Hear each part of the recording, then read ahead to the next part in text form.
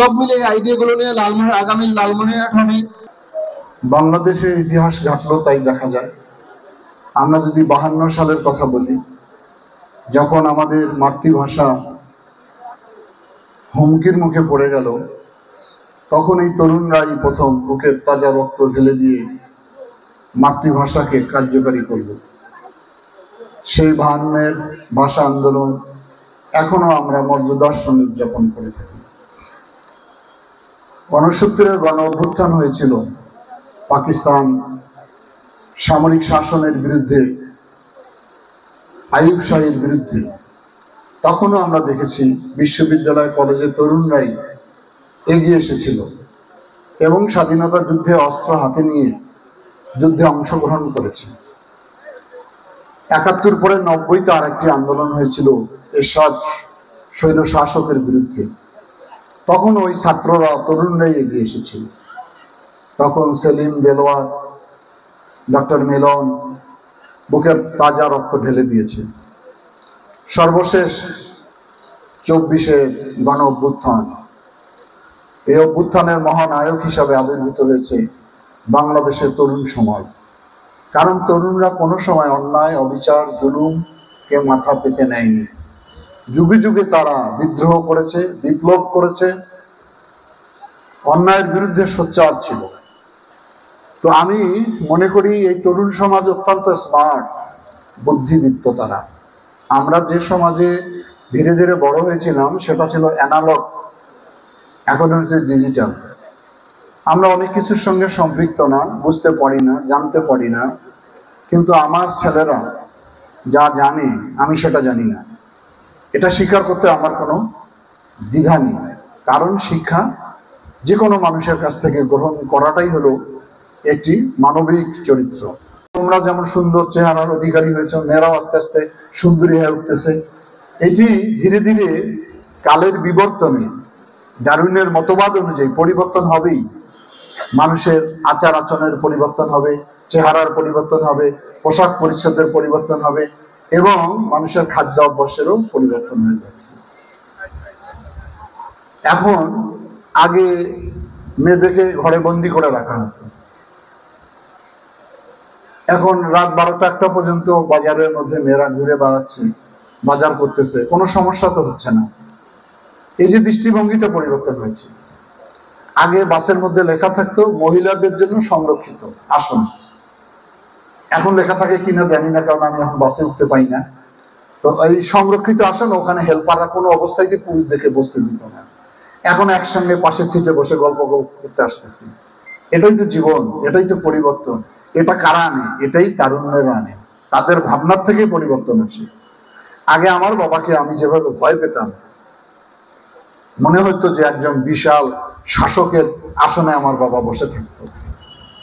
আমরা তাকে ফাঁকি দিয়ে খেলতাম, তাকে ফাঁকি দিয়ে সাঁতার কাটতে যেতাম। এখন বাবাদের সঙ্গে ছেলেমেয়েদের সম্পর্ক হলো সবচেয়ে মধুর বন্ধুর সম্পর্ক। তোমরাও নিশ্চয়ই তোমার বাবার কাছে অত ভয় পাও না, কাছে যাও, অত মাঝে মাঝে হয়তো বাবাকেই শাসন করো। এই যে পরিবর্তন, আগে আমাদের বাবা ঘর থেকে বের হইলে আমরা 3 ঘর দূরে সরে যেতাম, এখন সেটা হয় না। এখন বন্ধু, ছেলেমেয়ের সঙ্গে বাবা মার ফ্রেন্ডশিপ সম্পর্ক, রিলেশন ডেভেলপ করেছে। এই যে ভাবনাগুলো, এই ভাবনাগুলো আমরা কাজে লাগাতে চাই। সমাজ পরিবর্তনের ভাবনা, কিভাবে মানুষের জীবনধারা পরিবর্তন হয়ে গেল, কিভাবে আস্তে আস্তে আমরা যুগের সঙ্গে তাল মিলিয়েছি। আর সবচেয়ে এখন বড় বিষয় হলো ডিজিটাল পৃথিবী, প্রযুক্তি নির্ভর দেশ, প্রযুক্তি নির্ভর সারা পৃথিবী। আমরা যারা অ্যানালগ সমাজ ব্যবস্থায় বেড়ে উঠেছি, আমরা তো অচল হয়ে গেছি, আমরা তো বুঝতে পারি না কখন কোনটা করতে হবে। মোবাইলের যতগুলো অপশন থাকে সেগুলো আমরা অতটা জানি না বা আমরা হ্যান্ডেলও করতে পারি না। তোমরা সেটা পারো। এই যে গত পরশুদিন জাগোভাই তিস্তা আন্দোলন,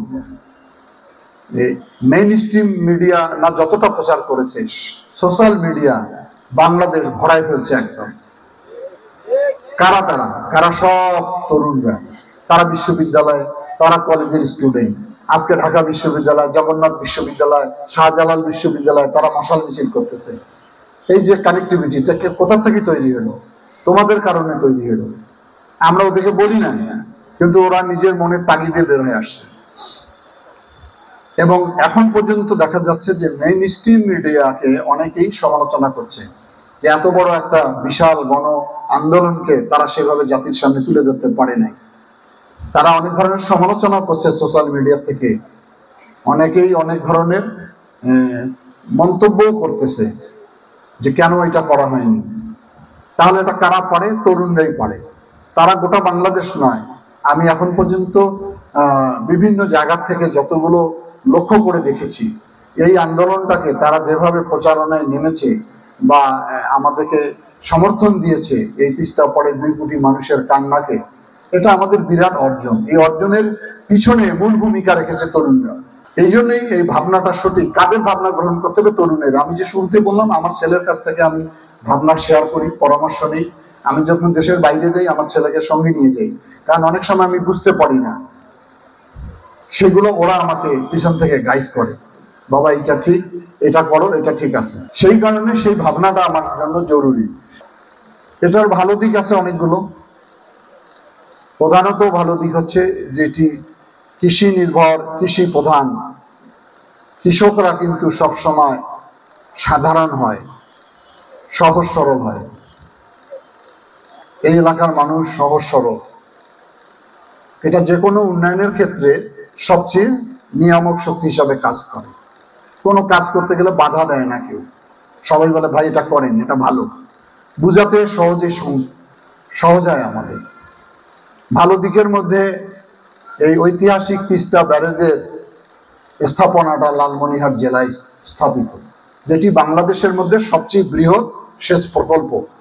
কিন্তু দুর্ভাগ্য আমাদের লালমনিরহাট জেলা, এই সেচ প্রকল্প থেকে লালমনিরহাট কৃষকরা কোনো উপকার পায় না। সম্ভাবনা লালমনিরহাট, উন্নয়নশীল লালমনিরহাট।